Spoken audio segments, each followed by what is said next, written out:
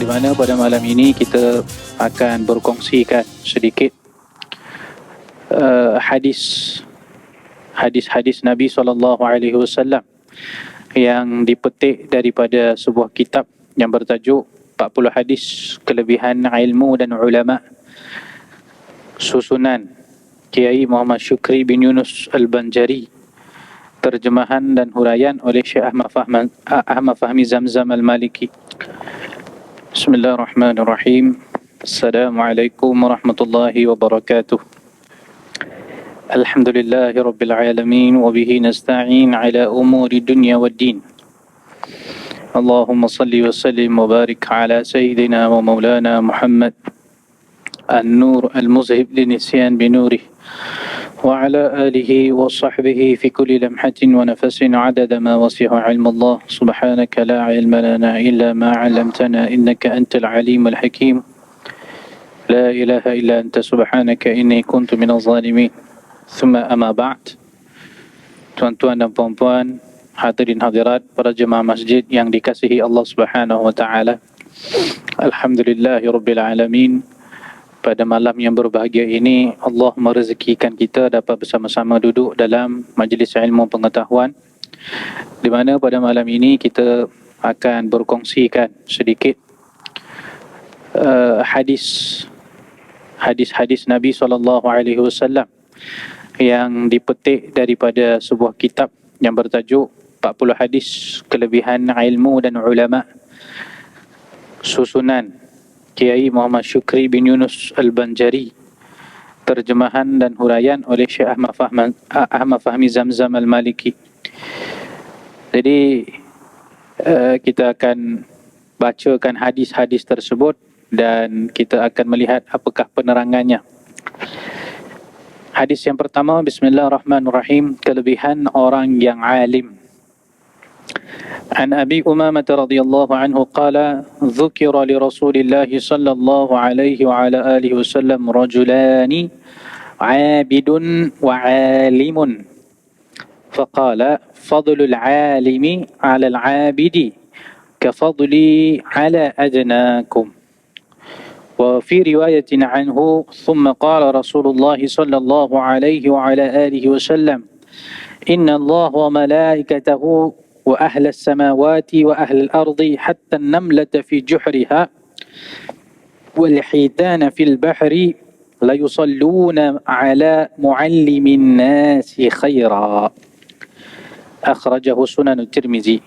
Daripada Abu Umamah radhiyallahu anhu berkata, telah disebut di sisi Rasulullah sallallahu alaihi wasallam tentang dua orang lelaki.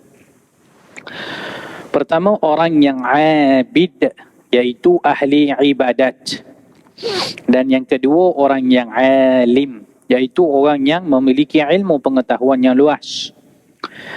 Maka Rasulullah sallallahu alaihi wasallam bersabda, kelebihan orang yang alim atas orang yang abid adalah seperti kelebihanku ke atas orang yang paling rendah daripada kamu. Dan dalam riwayat lain disebutkan, sesungguhnya Allah dan para malaikatnya dan penghuni segala langit dan bumi, sehinggakan semut yang ada di dalam lubangnya dan ikan yang berada di lautan, semuanya memohon kebaikan bagi orang yang mengajar manusia akan kebaikan. Hadis ini adalah hadis riwayat Imam Tirmizi dalam kitab Sunan beliau. Jadi di sini ada dua hadis, tuan-tuan. Yang pertama, Nabi SAW membandingkan seorang yang alim, iaitu yang memiliki ilmu pengetahuan, dengan seorang yang abid, maksudnya tak banyak memiliki ilmu tapi banyak beribadat. Maka kelebihan mereka berdua ni adalah seperti kelebihan Rasulullah sallallahu alaihi wasallam ke atas para sahabat. Jadi bagaimana kelebihan Rasulullah dengan para sahabat, macam itulah kelebihan seorang yang alim berbanding seorang yang abid.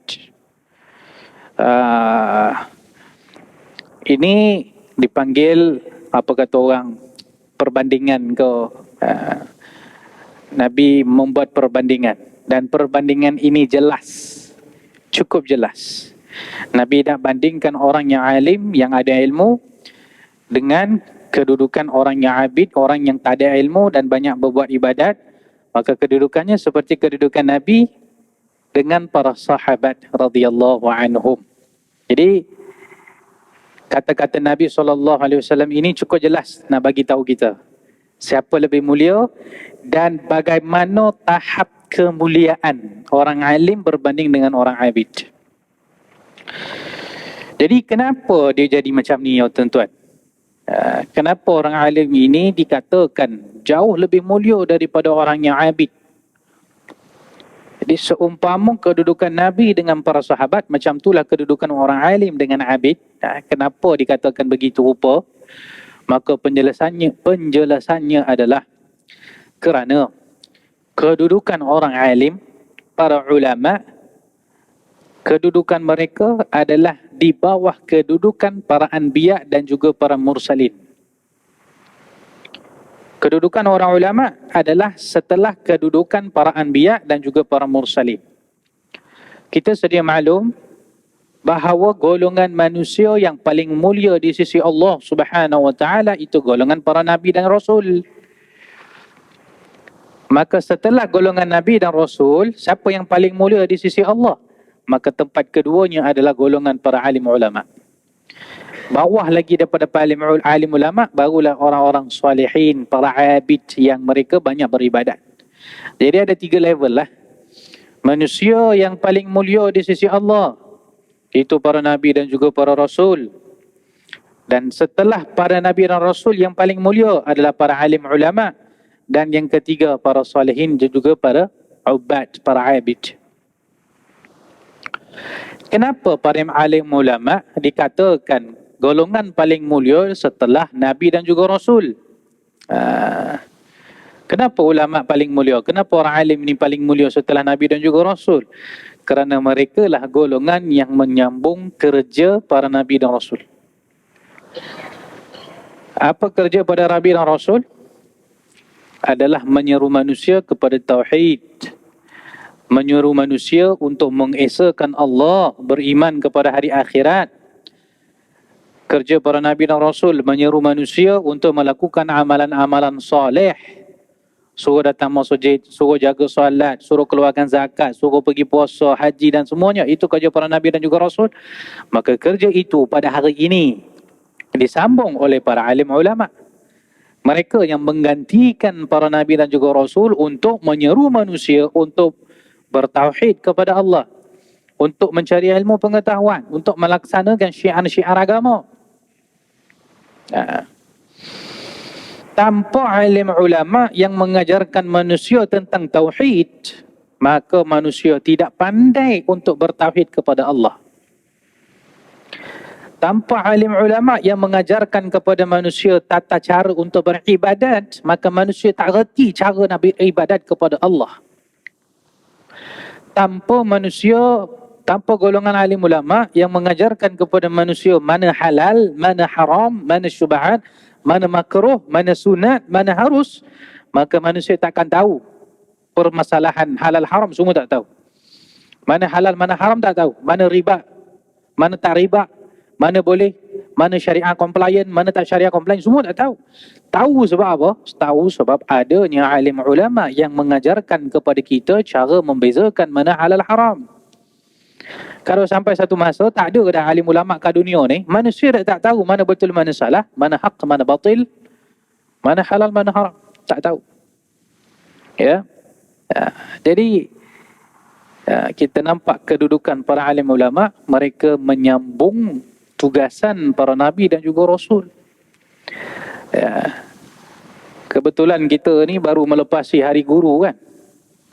Baru lepas hari guru ni guru-guru yang mengajarkan kepada kita soal agama.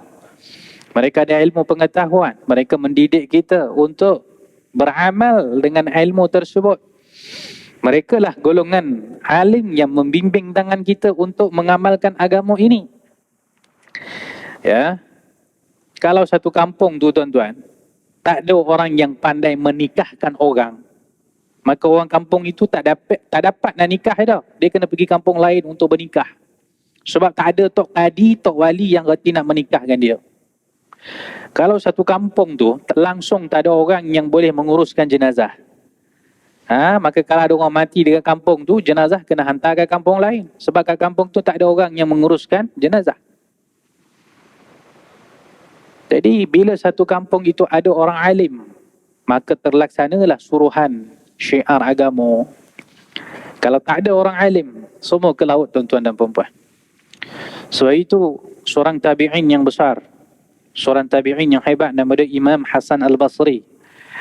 Imam Hasan Al-Basri pernah menyatakan, laulal ulama lasara an-nasu mithlal bahaim. Kalau bukan kerana adanya para alim ulama, nescaya manusia akan menjadi seumpama haiwan. Kalau bukan kerana ulama yang mengejarkan ilmu, menyebarkan ilmu kepada manusia, kalau bukan kerana ulama ni, maka manusia akan menjadi seumpama binatang yang hidup tanpa rules and regulation. Tak ada undang-undang, tak ada batasan, tak ada mana halal mana haram, tak ada. Mana boleh mana tak boleh, tak ada. Apa dia nak dia buat je. Macam binatang lah. Binatang mana reti halal haram tuan-tuan? Kan? Kucing kat rumah kita tu sebelum nak curi ikan, dia tak ada nak fikir dulu pun. Dia main rembat je ikan tu. Tak ada pun dia fikir, aku ambil ikan ni halal ke haram, nanti kena bakar dalam api neraka. Kucing tak fikir macam tu. Itu haiwan yang tak ada urusan halal haram, tak ada. Jadi apabila manusia hidup tanpa alim ulama, tanpa ilmu pengetahuan, maka begitulah keadaan para manusia, kerana mereka hidup dalam keadaan mereka tak tahu mana boleh, mana tak boleh, mana salah, mana betul, mana ibadat mereka yang sah, mana ibadat mereka yang batal. Jadi tugasan para ulama itu adalah mereka penerus kepada tugasan para anbiya, para nabi-nabi dan juga rasul. Oleh yang demikian, alim ulama juga disebut sebagai pewaris para nabi dan juga rasul. Innal ulama warathatul anbiya. Para ulama itu mereka adalah pewaris kepada para nabi-nabi. Jadi kedudukan alim ulama itu cukup tinggi. Kedudukan ulama itu berbanding manusia biasa seperti kedudukan Rasulullah SAW berbanding para sahabat. Kenapa kedudukan alim ulama tinggi macam tu?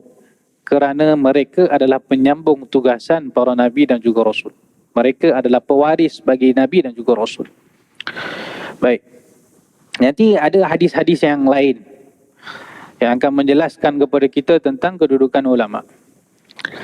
Kemudian riwayat yang lagi satu yang kita bacakan sebentar tadi, sesungguhnya Allah dan para malaikatnya dan penghuni sekalian langit dan bumi, sehinggakan semut yang ada dalam lubangnya dan ikan yang berada di lautan, semuanya memohon kebaikan bagi orang yang mengajarkan manusia kebaikan. Jadi orang alim ni sentiasa didoakan.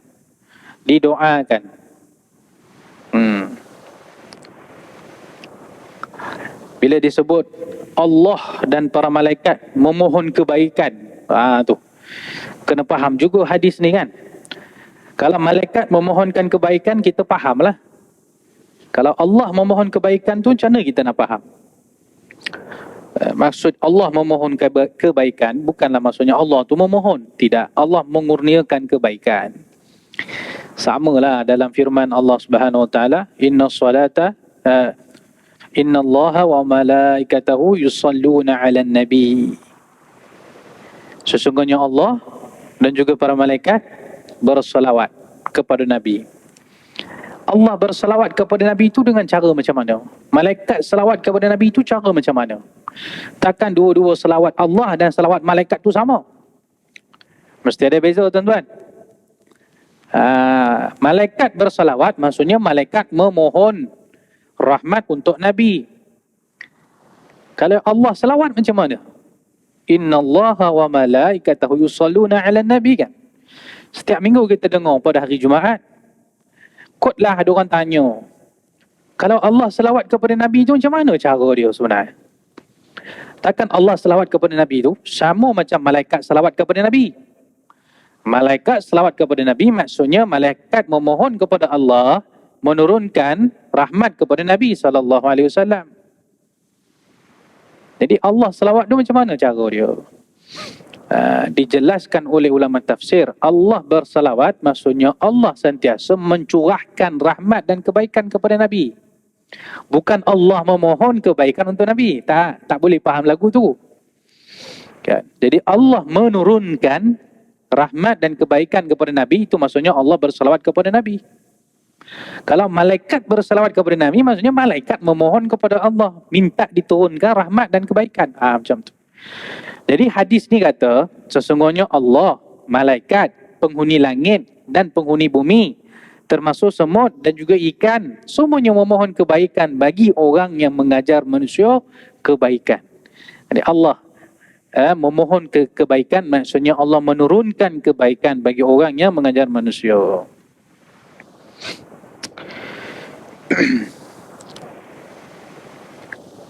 Dan para ulama menjelaskan atas sebab apa semut, ikan, binatang, burung yang terbang ke langit, atas sebab apa diorang duk mendoakan orang alim. Bahkan dalam satu hadis yang lain dia dijelaskan bukan setakat orang alim yang didoakan oleh binatang tu, bahkan setiap seseorang yang menuju jalan di atas satu jalan untuk menuntut ilmu, orang nak belajar ilmu, orang yang menuntut ilmu pengetahuan, mereka pun akan mendapat doa daripada ikan-ikan di lautan dan juga semut-semut dalam lubang serta haiwan-haiwan. Cuma nak fahamkan apa sebab binatang dan juga haiwan ni mendoakan orang alim dan mendoakan para penuntut ilmu. Apa sebab dia? Takkan saja-saja. Kan? Takkan saja-saja dia orang doa kan, mesti ada sebab. Jadi dalam kitab-kitab syarah hadis dijelaskan bahawasanya ikan, semut, burung, binatang, mereka tahu bahawasanya mereka itu hidup adalah kerana Allah menurunkan hujan daripada langit. Ikan kalau tak ada air, matilah dia, tuan-tuan.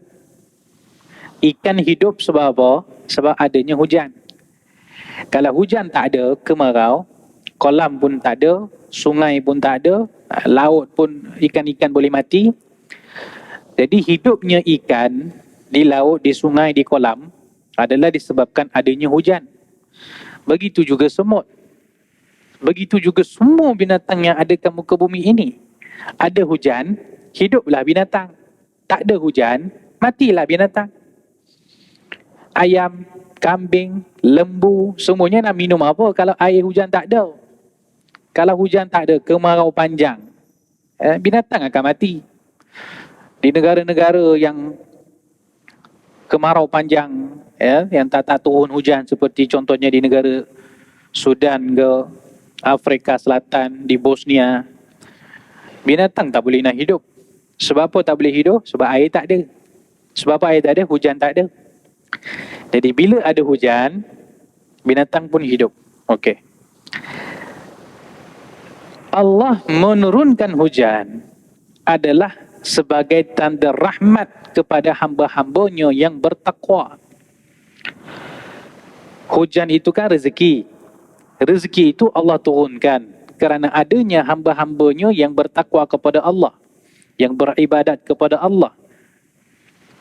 Dan bertakwanya para hamba-hamba Allah itu disebabkan ada manusia-manusia yang menyebarkan ilmu pengetahuan.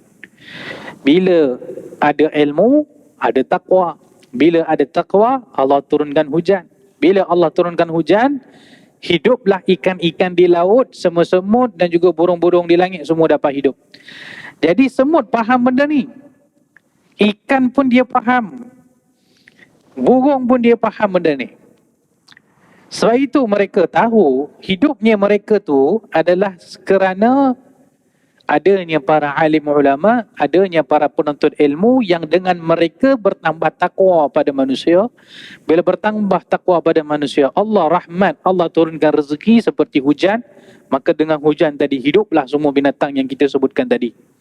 Itulah sebab doa semut, burung, ikan ni seolah-olah sebagai tanda menghargai, membalas jasa alim ulama dan juga penuntut ilmu yang menyebabkan Allah menurunkan hujan.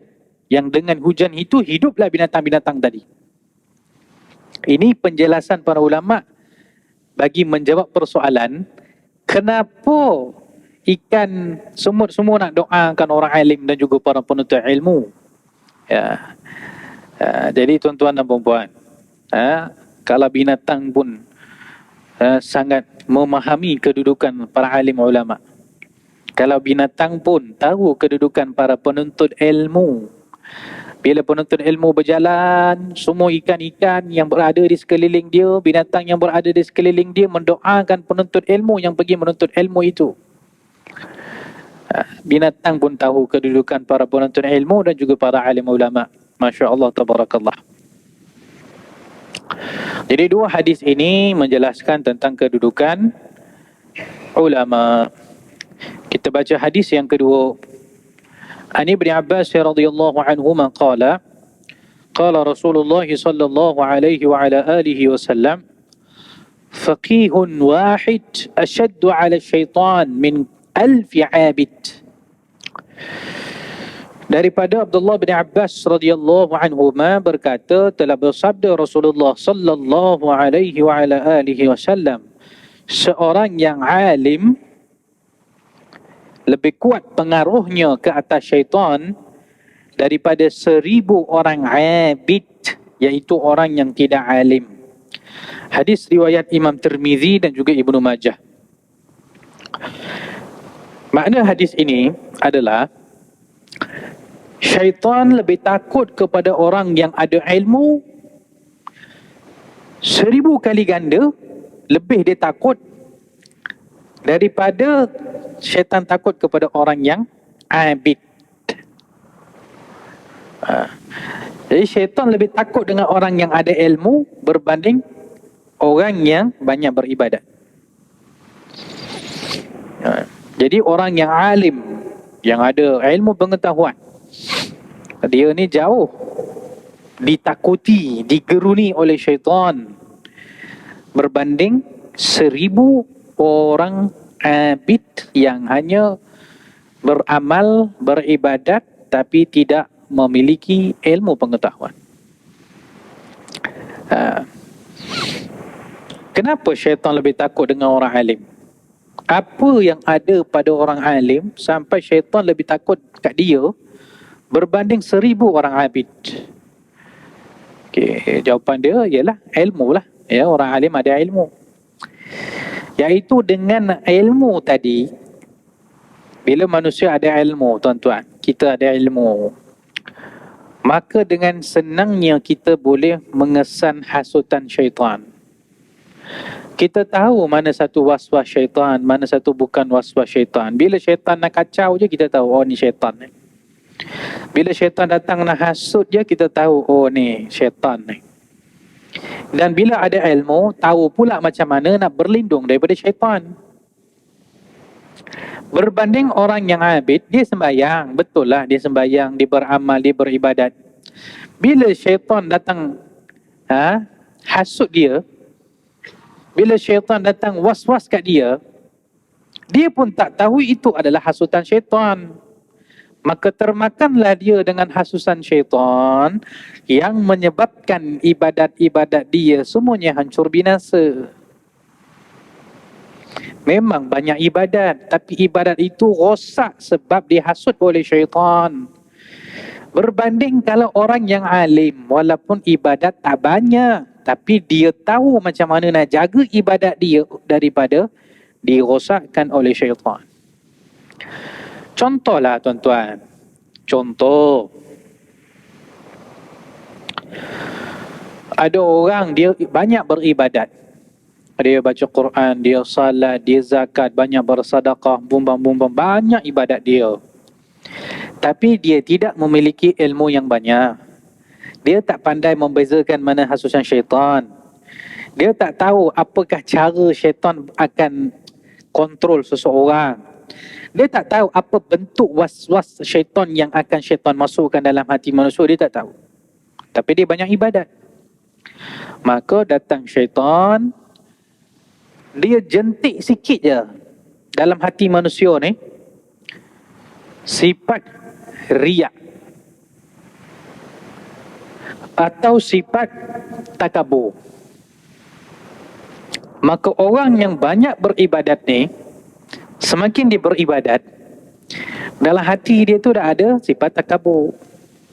Maka bila dia beribadat, dia rasa dia tu bagus. Bila dia beribadat, dia rasa dia lebih hebat daripada orang lain. Bila dia tengok orang lain tak beribadat, dia kata, apa kamu ni tak beribadat ni? Tengok aku ni pergi masjid. Tengok aku ni baca Quran setiap hari. Tengok aku dah 10 kali haji dah. Kamu satu haji pun tak buat lagi. Dengan ibadat tadi, menyebabkan dia merasa takabur. Dan bila dia takabur, Allah hancurkan semua ibadat dia. Sikit je syaitan jentik dalam hati dia, perasaan takabur, sikit je. Sebab dia tak ada ilmu nak selamatkan diri dia daripada syaitan, maka hasutan itu masuk dalam hati, menyebabkan semua ibadat yang dilakukan itu rosak. Rosak. Dia semakin takabur. Dia semakin merasa diri dia itu mulia. Dan dia bila tengok orang lain, dia tengok, apa orang lain, tak macam aku pun, tak pergi masjid pun, tak baca Quran pun, tak pergi majlis ilmu pun. Tengok aku ni, setiap hari pergi kuliah subuh, kata kan. Ni. Ini adalah kesan bila seseorang itu tak ada ilmu. Secara khususnya tak ada ilmu macam mana nak selamatkan diri daripada godaan syaitan. Berbanding seorang alim yang ada ilmu pengetahuan. Bila syaitan datang dia, baru dia nak jentik hati itu, nak suruh takabur je, orang alim ni tahu. Syaitan betul. Syaitan ni lah yang nak usik hati saya. Dia pun auzubillah minasyaitanirrajim. Dia pun berzikir, dia pun muhasabah, dia pun istighfar. Syaitan tak boleh nak buat apa. Sebab tu dalam hadis ni disebut, syaitan lebih senang menguasai 1000 orang abid berbanding dia nak menguasai seorang orang alim. Kerana orang alim, dia tahu macam mana nak mengelak daripada syaitan. Imam Al-Ghazali menerangkan tentang perihal ini dalam kitab beliau Minhajul Abidin. Tuan-tuan mungkin pernah belajar kitab Minhajul Abidin, ya, banyak diajarkan di masjid, di surau. Dalam kitab Minhajul Abidin ada satu bab khusus Imam Al-Ghazali terangkan tentang bagaimana halusnya hasutan syaitan. Bagaimana halusnya godaan dan was-was yang syaitan akan campak dalam hati orang yang banyak beribadat. Kena ingat satu perkara. Kena ingat satu perkara. Syaitan ni dia bukan usik orang yang tak ibadat je. Bahkan syaitan suka usik orang yang banyak beribadat lagi. Orang yang banyak beribadat lagi banyak kena usik dengan syaitan. Dia usik supaya rosak ibadat-ibadat dia. Orang yang ibadat tapi kalau ilmu tak ada, maka ibadat rosak. Disebabkan oleh syaitan. Jadi Imam Ghazali terangkan, ya, kalau kita baca kitab Minhajul Abidin ni tuan-tuan, ya, memang halus, memang seni, memang terperinci Imam Al-Ghazali terangkan tentang godaan waswas syaitan. Jadi Imam Al-Ghazali kata, kalau ada pencuri nak masuk rumah seseorang, nak curi barang, tuan rumah semua tengah tidur, lampu dah padam, tuan rumah tidur, pencuri nak masuk dalam rumah. Kalau tuan rumah tidur, confirm lah pencuri tu curi barang, dia balik lah. Hilanglah barang-barang dalam rumah tu. Cuba masa pencuri nak masuk dalam rumah tu, tuan rumah bangun pasang lampu. Larilah pencuri tadi. Macam itulah ibarat manusia dengan syaitan. Bila syaitan nak dekat dengan manusia, manusia tahu ni syaitan. Auzubillah minasyaitanirrajim. Maka dia pun terjaga, dia pun teringat. Ini syaitan ni, hasutan syaitan bahaya ni. Maka automatik syaitan akan lari sebab dia dah kantoi. Bahasa kita lah, syaitan tu dah kantoi. Dia tahu yang kita dah tahu dia punya muslihat, maka syaitan tak dapat nak dekat.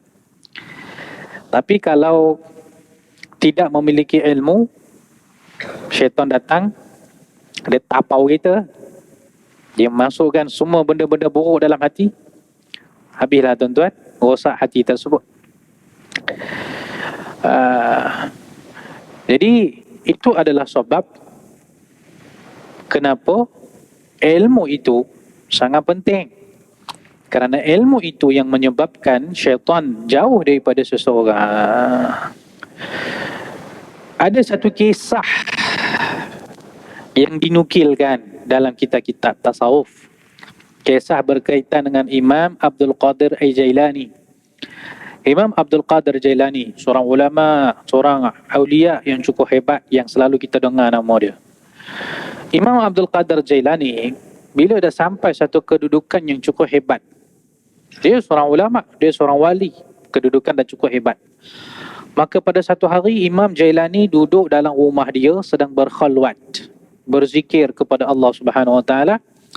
Dan ketika dia sedang berzikir kepada Allah Subhanahu Wa Taala, tiba-tiba dia terdengar satu suara. Suara itu menyatakan, wahai Abdul Qadir Jailani, sesungguhnya kami telah angkat kedudukanmu di sisi kami, maka mulai pada hari ini tidak ada apa-apa yang wajib ke atas kamu dan tiada apa-apa yang haram ke atas kamu. Jadi suara ni kata, wahai Imam Jailani, lepas ni apa yang wajib you tak payah buat, apa-apa yang haram tu semua jadi halal untuk kamu.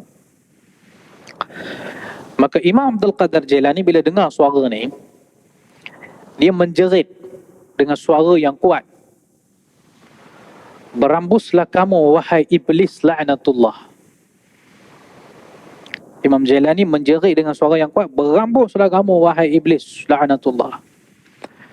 Bila dia jerit macam tu, maka iblis pun datang menjelmakan diri dia di hadapan Imam Jailani, lalu bertanya, wahai Jailani, bagaimana kamu tahu yang saya ni adalah iblis?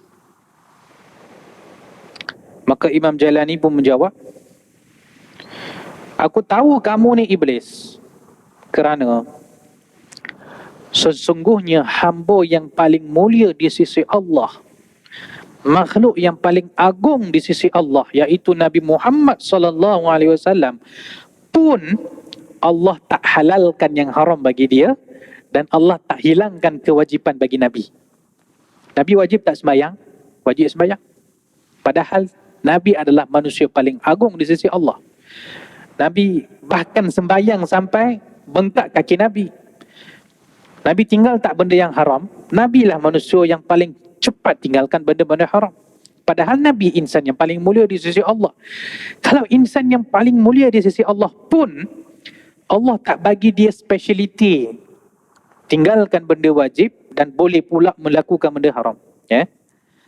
Takkanlah aku Jailani yang kedudukan aku tak adalah sehebat Nabi Muhammad SAW.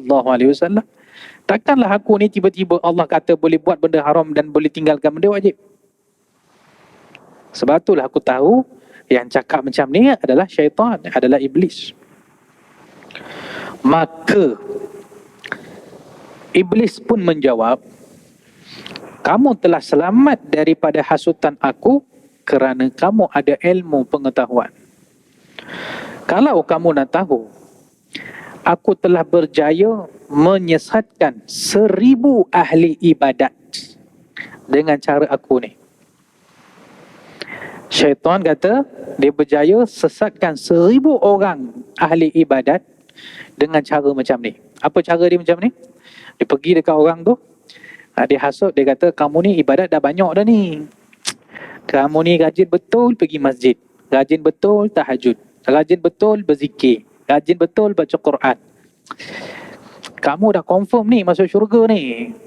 Jadi tak payahlah beribadat sangat. Pergilah buat dosa sikit-sikit. Syaitan punya kerja. Dia menanamkan dalam hati manusia bahawa manusia tu dah mulia, dah rasa hebat, dah banyak ibadat. Dia ni insya-Allah confirm masuk syurga. Tak apalah, sikit-sikit buat dosa tak apalah, dia pun bantai buat dosa. Ini syaitan punya cara. Ini syaitan punya muslihat. Maka barang siapa yang terkena muslihat ini, habislah. Menjadi ahli dosa lah dia. Tapi Imam Abdul Qadir Jailani sebab ada ilmu punya bahasa, dia dapat detect hasutan syaitan ini, dia boleh patahkan. Dan kita pun tak pelik. Kalau syaitan kata 1000 orang syaitan dah sesatkan dengan cara macam ni, mungkin zaman kita ni beratus ribu orang yang menjadi sesat. Kerana syaitan memasukkan perasaan takabur dalam hati orang-orang yang banyak beribadat. Jadi tuan-tuan dan puan-puan, ini bahaya kalau beramal tak ada ilmu pengetahuan. Bahaya. Para ulama menyatakan, kullu man bighairi ilmin ya'malu a'maluhu mardudatun la tuqbalu. Setiap seseorang yang beramal tanpa ilmu pengetahuan, maka amalnya tertolak, tidak diterima oleh Allah. Orang nak beramal, dengan amalan itu mesti dia kena ada ilmu juga. Kalau nak sembahyang, tahu macam mana nak sembahyang, tahu mana sunat, mana makruh, tahu apa perkara yang membatalkan sembahyang. Okay, 5 minit lagi nak azan. Kalau bayar zakat, tahu bila nak bayar zakat, berapa nak zakat nak dibayar, kepada siapa nak dibayar. Ilmu mesti kena ada.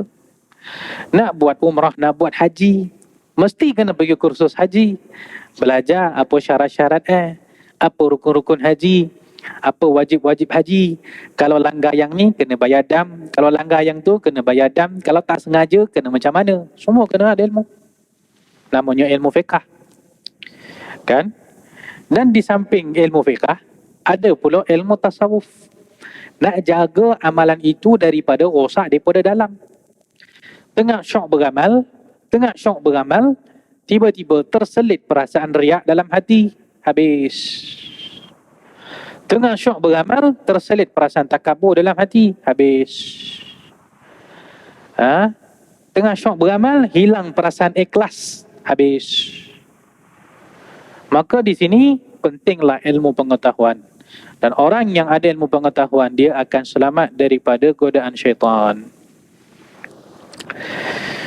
Begitu juga kenapa syaitan ni takut dengan orang alim, orang yang ada ilmu. Sebab orang alim ni bukan setakat dia boleh selamatkan diri dia daripada syaitan, bahkan dia boleh selamatkan orang lain daripada syaitan juga. Contohnya, ada seorang hamba Allah ni, dia tak sedar dalam diri dia itu dah ada waswas syaitan. Dia tak sedar dalam hati dia ada hasutan syaitan. Maka dia merasakan diri dia itu baik. Macam saya cerita tadilah, ada perasaan takabur ke, riak ke, syaitan dah masuk dalam hati dia. Maka dia pun datang masjid, sembahyang 5 waktu, walaupun dia baca Quran, walaupun dia rajin beribadat, tapi ada waswas syaitan dalam hati. Ditakdirkan oleh Allah, orang itu tiba-tiba satu hari datang masjid dengan kuliah daripada ustaz. Ustaz pula bagi kuliah, ambil daripada kitab Minhajul Abidin Imam Al-Ghazali yang kita sebut tadi. Ustaz mengajar tentang macam mana syaitan boleh memperdayakan orang-orang yang beribadat ni. Maka orang yang tadi tu, si fulan tadi, dia tersentak. Dia kata, rupanya saya ni dah kena kelentong dengan syaitan. Walaupun banyak ibadah, Tapi ibadat yang ada kalanya rosak kerana ada riak, ada takabur, tak ada sifat ikhlas. Jadi dia baru sedar yang dia kena tipu dengan syaitan. Kenapa dia sedar? Macam mana dia sedar? Sebab dia dapat ilmu. Dia belajar ilmu. Tok guru yang mengajarkan. Bila tok guru mengajarkan kepada orang tentang bahayanya syaitan, tentang halusnya godaan syaitan, tentang bagaimana mengelakkan diri daripada syaitan. Berapa ramai manusia yang baru sedar mereka telah kena tipu selama ini dengan syaitan. Maka mereka menjadi lebih berjaga-jaga dengan ibadat mereka. Inilah fungsi orang alim. Inilah fungsi orang alim. Memberikan tazkiratun, peringatan kepada orang. Berjaga-jaga. Jangan sampai kena tipu dengan syaitan. Berjaga-jaga kerana hasutan syaitan itu halus. Kan? Jadi orang alim bukan setakat dia selamatkan diri dia daripada godaan syaitan, bahkan dengan ilmu dia itu, dia dapat selamatkan orang lain juga daripada godaan syaitan. Maka kerana itulah, syaitan lebih takut kepada orang yang ada ilmu berbanding orang yang banyak beribadat tapi tiada ilmu. Tuan-tuan dan puan-puan, kita berhenti sebentar memberi ruang untuk azan Isya. Mungkin azan dalam beberapa minit lagi, insyaAllah. Tuan-tuan dan puan-puan yang dirahmati Allah Subhanahu wa Ta'ala.